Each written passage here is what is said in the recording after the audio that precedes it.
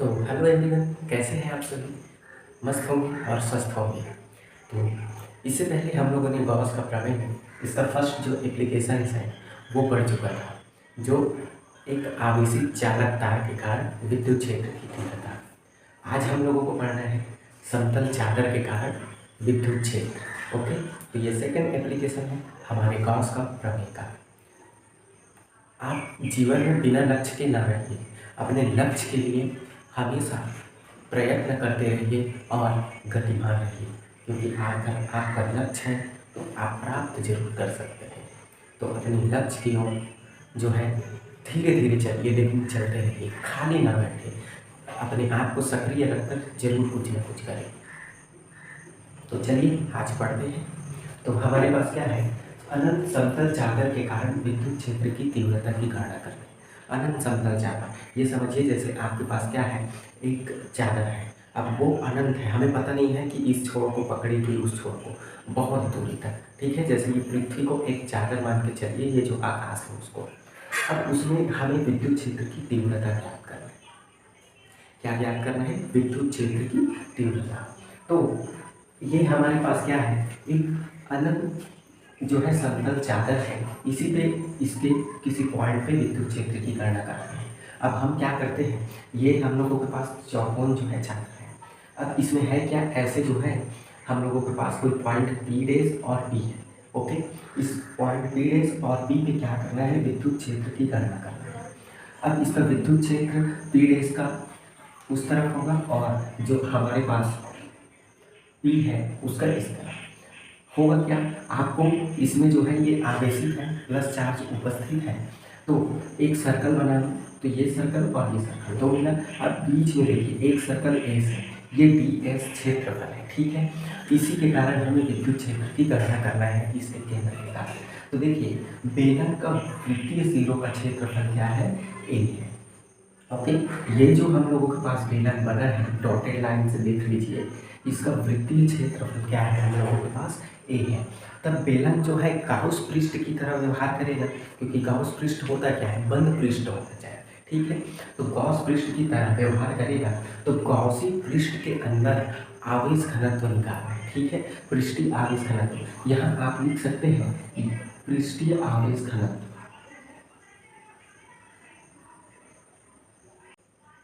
पृष्ठीय आवेश घनत्व क्या होता है, सिग्मा होता है। हमें इस साइड पृष्ठीय आवेश घनत्व निकालना है। ठीक है, तो आवेश घनत्व बराबर हम लोगों को क्या मिलेगा, Q is equal to sigma into क्षेत्रफल। ठीक है, पृष्ठीय आवेश घनत्व इंटू क्षेत्रफल। इतना बात समझ में आया। फिर होगा क्या, जो वक्र पृष्ठ वह विद्युत क्षेत्र होता है। ये हम लोगों के पास इनका जो वक्र पृष्ठ होगा, ये जो वक्र पृष्ठ है और विद्युत क्षेत्र दोनों समांतर है। मतलब वक्र पृष्ठ भी इसी दिशा में है और विद्युत क्षेत्र भी इसी दिशा में, तो दोनों समांतर है, तो इनके बीच कितना कोण बनेगा, शून्य।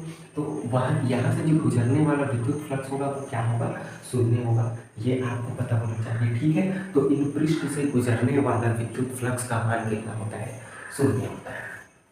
अब हमें क्या करना है, ये जो हमको तो पता चल गया कि जो गुजरने वाला फ्लक्स है वो कितना है, शून्य। अब इस बेलन पर कुल विद्युत फ्लक्स निकालना है। इसमें से कितना विद्युत फ्लक्स गुजर रहा है, इलेक्ट्रिक फील्ड लाइंस के साथ जो है कितना जो है इलेक्ट्रिक फ्लक्स गुजरने वाला है या उससे निकलने वाला है, वो निकालना है। तो देखिए हम लोगों ने फाई इज इक्वल टू क्या पढ़ा, हमारे पास क्या होगा, विद्युत क्षेत्र इस तरफ का लेना है और विद्युत क्षेत्र इस तरफ का, दोनों साइड का विद्युत क्षेत्र। ठीक है, तो होगा क्या, phi E is equal to E into क्षेत्रफल एरिया, विद्युत फ्लक्स इंटू क्षेत्रफल प्लस विद्युत क्षेत्र इंटू क्षेत्रफल। ओके, यहाँ का ई इंटू ए होगा और वैसे इस तरफ का ई इंटू ए होगा। तो ये हमारे पास दोनों तरफ के जो है विद्युत फ्लक्स होता है। तो यहाँ से हम क्या करेंगे, दोनों को जोड़ दो, तो फाई इज इक्वल टू आपको फाइनली क्या मिलने वाला है, phi is equal to 2 E into का ए मिलेगा। ये आपके पास समीकरण 2 होता है। अब यहाँ तक निकालने के बाद हम लोगों ने एक चीज़ पढ़ा है, गॉस का प्रमेय क्या होता है। तो गॉस का प्रमेय होता है phi is equal to Q divided by epsilon naught, किसी बंद पृष्ठ से गुजरने वाला जो है विद्युत फ्लक्स का वैल्यू इतना होता है। तो ये वैल्यू हो गया। अब यहाँ से क्या करते हैं, समीकरण 2 और 3 से, तो लिखिए समीकरण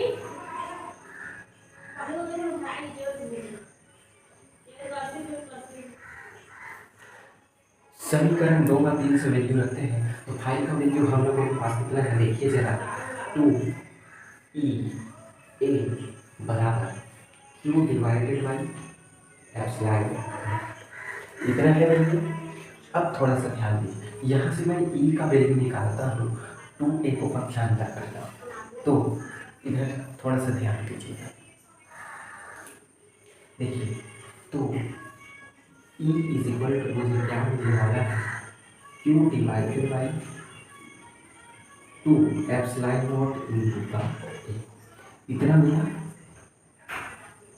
ठीक है। तो विद्युत क्षेत्र का वैल्यू निकल गया। अब थोड़ा सा ध्यान दीजिए, ये क्यू का वैल्यू हम लोगों को कहाँ दिख रहा है, ये देखिए क्यू का वैल्यू है समीकरण 1 से, तो मैं क्यू का वैल्यू रख दूँ तो E इज इक्वल टू मुझे क्या मिलने वाला है, वहाँ से sigma into A divided by 2 epsilon not a, इतना मिला।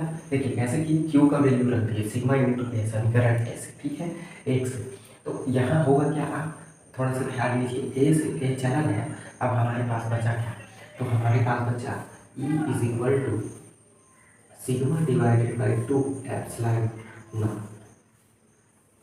ठीक है। तो ये क्या होता है, यही हम लोगों के पास मुख्य फॉर्मूला होता है किसी अनंत समतल चालक के कारण विद्युत क्षेत्र की तीव्रता के लिए।